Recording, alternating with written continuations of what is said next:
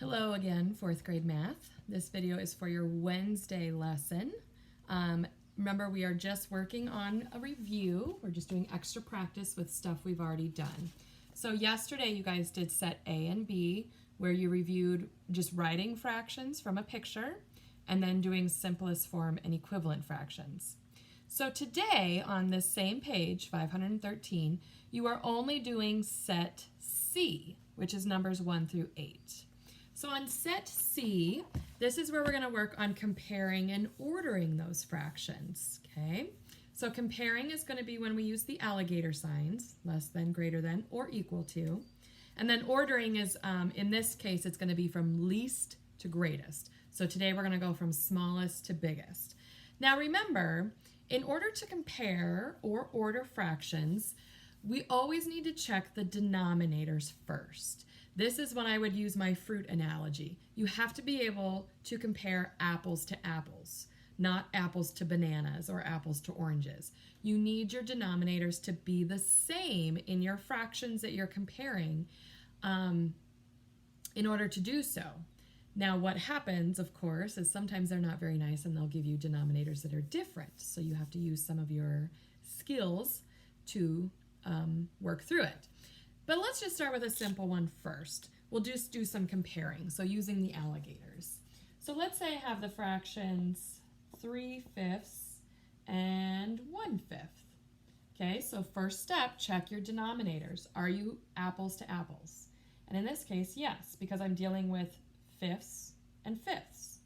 So now we just have to look at the numerator and think about it with food. Let's say you have a cake cut into 5 pieces. What would be more? If you ate 3 out of the 5 pieces or just 1 out of 5 pieces? In this case, 3/5 is greater than 1/5. Okay. All right. Let's try another one. What if I had 6/10 and I'm comparing it to 8/10?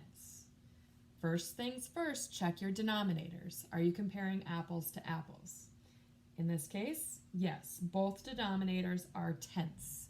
So now we just have to look at the numerators. I have 6 out of 10 here, 8 out of 10 here. Which one is more? 8/10. Okay? All right, make sure your alligator is eating the big number.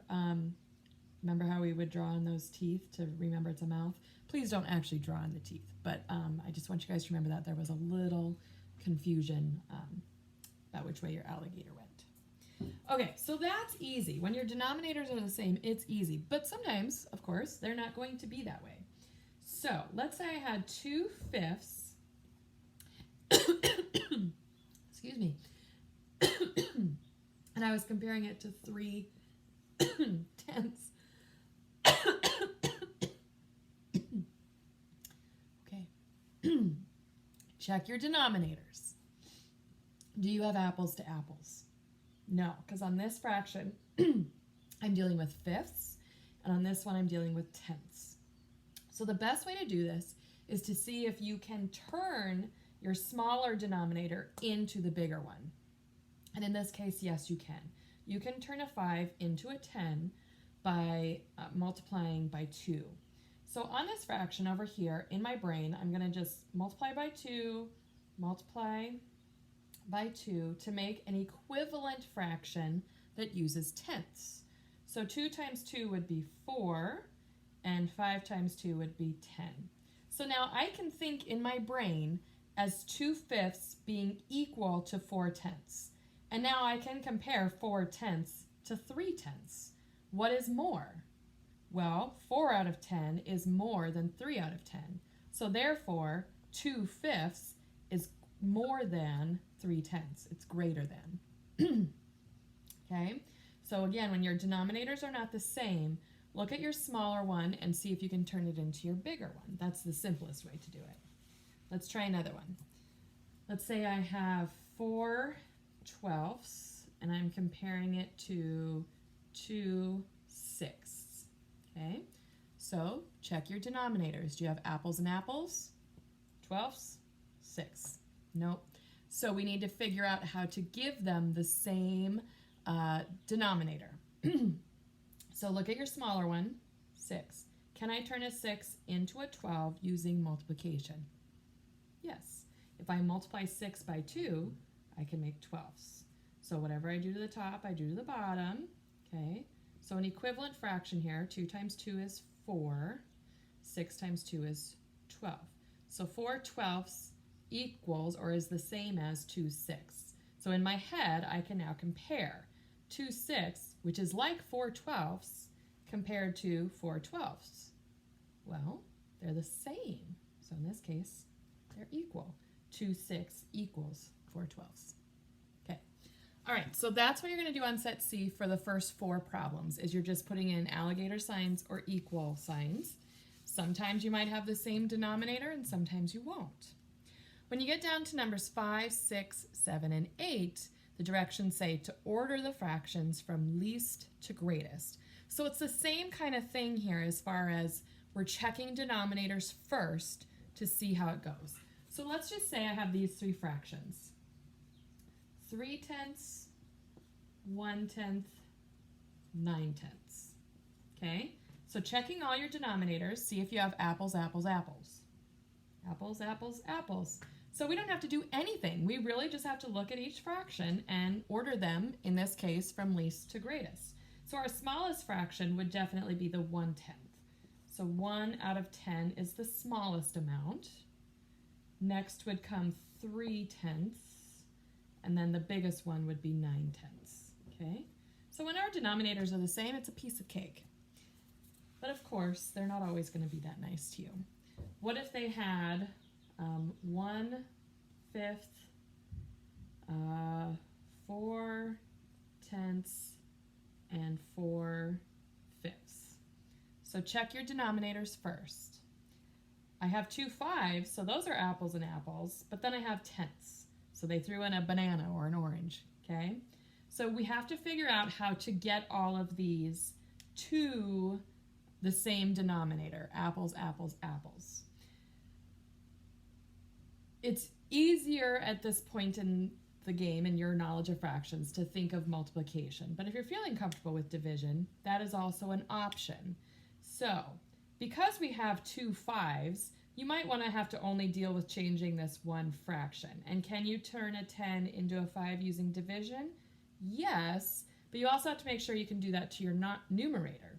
In this case, you can divide both the 4 and the 10 by 2 and get a fraction that's equivalent. But that's not always going to work, because let's say this had been 3/10. Is there a number that could divide both 10 and 3? No. So sometimes it works and sometimes it doesn't. If you're feeling comfortable enough with fractions, that is an option. But in this case, I would just stick to turning your smaller denominators into your bigger denominator. Yes, you have to do it to 2 fractions, but it's way easier to multiply than to figure out the division. Okay, so that being said, let's make our equivalent fractions to think about here. So to turn a 5 into a 10, we're going to multiply by 2. So top and bottom by 2. So 2/10 here. So in my brain, I'm going to think of 1/5 as being like 2/10. And then over here, same thing, times 2 times 2. This would be 8/10. Those are equivalent. 4/5 equals 8/10. So now using my original fractions, let's order them from smallest to largest. So which one is the smallest? The one that I think of as being 2/10, 4/10, or the one that I think of as being 8/10? I'm sorry, you can't see that very well. In this case, the smallest one would be 2/10. My original fraction was 1/5, so I'm going to put that one first, okay? All right, so we've used that one. So now we're going to compare 4/10 to, in my brain, I know this is like 8/10. So 4/10 is smaller than 8/10, so I'll put that one down. And then 8/10 is the biggest, but I'm going to use my original fraction of 4/5. Okay? All right, let's do another one. Let's say I have 3/4, 4/16, and 15/16. So check your denominators. We need apples, apples, apples. We do have 2/16, but then we have 1/4. So let's see if we can turn this 4, our smaller number, into a bigger number. We can turn a 4 into 16 by multiplying top and bottom by 4. So 3 times 4 would be 12. 4 times 4, of course, is 16. So in my brain, I'm going to think of 3/4 as being like 12/16. So which one is the smallest? 12/16, 4/16, or 15/16? In this case, it'd be 4/16. Then we're going to look at these two. 3/4, which is like 12/16, or 15/16. This one would be next, so I'm going to list my original fraction. And then the last one, like that. Okay, so again, you are only doing set C, numbers 1 through 8. So the first 4 are using alligators to compare, and the last 4 are ordering from least to greatest. Just remember to start with your denominators. If they're the same denominators, you're good to go. If they're not the same, look at how you can turn the smaller one into the larger one. Let me know if you are having any trouble. You can always just watch this video again. You can go back and watch other videos too. If you just go to the YouTube channel, Abby Stitt, you can find all of the past videos too. So yeah, set C, numbers 1 through 8. Good luck.